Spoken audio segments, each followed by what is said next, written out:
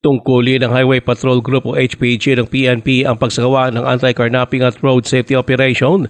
Kaya hamon ni HPG 12 Regional Chief Colonel Benito Ricoperto sa mga nagrereklamong motorista, tignan muna ang mga sarili at iyakin na kompleto sa mga requirement. Binigyan din pa nito na sa halip na magreklamo lalo na sa social media, gawin na lang ng mga may-ari ng sasakyan na na-impound kung ano ang tama. Ito ay ang pagkuha ng driver's license at iba pang mga kinakailangang dokumento. Ayon pa kay Ricoperto, tungkulin din ng HPG na habulin ang mga pasaway na motorista.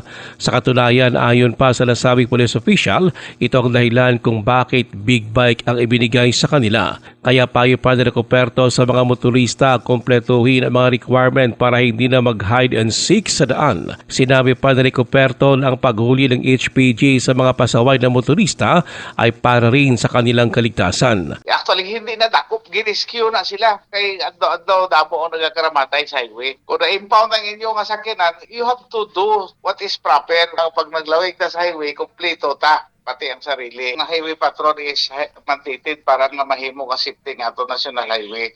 Si HPG 12 Regional Chief Colonel Benito Ricoperto. Ruel Usano, NDBC Bida Balita.